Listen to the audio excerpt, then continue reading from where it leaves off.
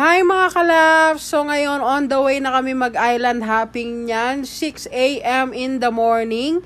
So nandito muna kami sa McDo dahil dito kami nag-park and para hindi kami paalisin ng guard, bumili kami ng breakfast namin dito sa McDo bago kami pumunta doon sa place kung saan kami sasakay sa bangka. Kasi dito mismo sa Alona Beach, walang parking, hindi pwede mag-park kasi ito-tow yung mga motor or yung mga sasakyan na dadalhin nyo. Kaya doon talaga sa may taas, which is sa McDo talaga yung advisable nilang parking and nakakahiya naman kung magpa-park lang kami.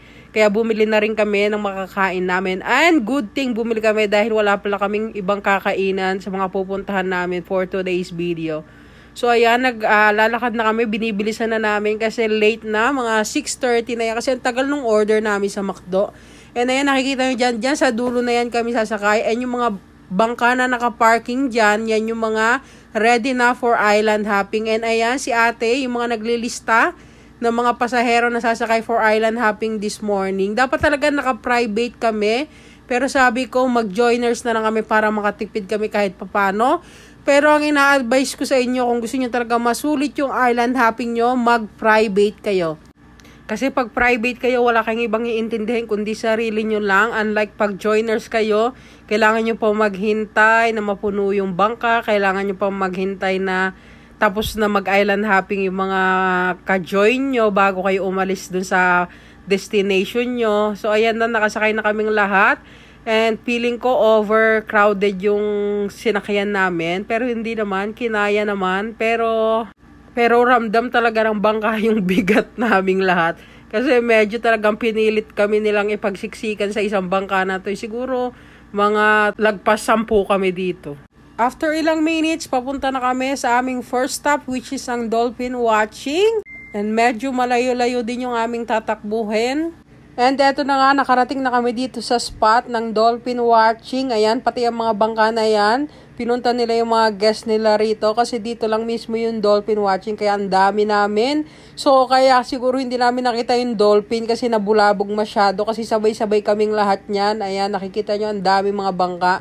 And dahil nga wala kaming nakitang dolphin, dumiretso na lang kami sa Bacalisag Island. Ayan, nandito na kami, nakarating na kami. Yan yung Bacalisag Island. For us lang, dapat hindi nila sinasama sa mismong tour yung dolphin watching kasi hindi naman pala all the time present yung dolphin. Kaya kami pumunta rito sa Bacalisag Island is para mag-snorkeling pero hindi rin kami nag-snorkeling ni Marks kasi na-feel namin na hindi masyadong organized itong tour na napuntahan namin. Unlike pag galing ka talaga sa mga Palawan which is organized yung mga gantong island hopping tour, parang madidisappoint ka dito sa ma-experience mong tour dito na ino-offer nila. And yung napunta pa sa aming tour guide or yung bangkero is hindi pa masyadong friendly kaya medyo off talaga yung experience namin dito. Kaya nag-swim-swim na lang kami dyan sa Pampang. And after namin sa Bacalisag Island, ang tagal namin naghintay. Kasi yung mga kasama naming joiners is ang tagal nag-snorkeling. Hindi nasabihan ng mga bangkero namin na may limit lang yung time. Kaya naabutan kami ng malakas na hangin and malakas na alon.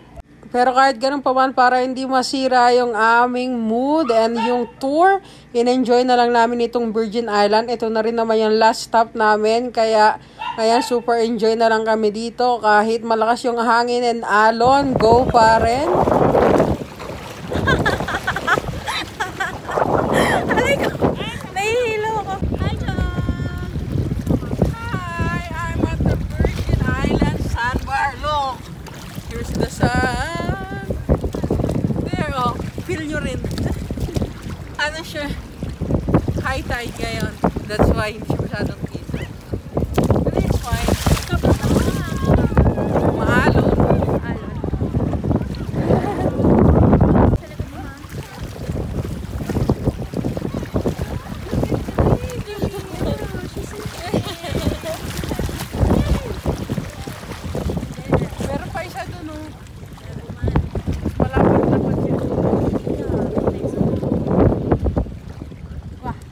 So, ang binayad nga pala namin dito is 3,000 plus para sa amin dalawa. And ayan, pauwi na kami. Naabutan nga kami ng napakalakas na alon kasi sobrang hangin. Hindi lang masyadong halata dyan sa video. Pero ang lakas talaga ng alon. Talagang naglalaro-laro yung bangka namin. And thank God naman, nakarating kami ng safe ulit sa Alona Beach. And all in all, sa tour na to, parang hindi nasulit yung bayad namin kasi nga hindi masyadong organized. And yung mga bangkero namin hindi masyadong friendly, hindi kami masyadong kinakausap. Buti na lang may naging friend kami doon sa mga ka-joiners namin. Pero still, i-recommend ko pa rin na i-try nyo to kasi worth the experience pa rin. Pero sana mag-private kayo.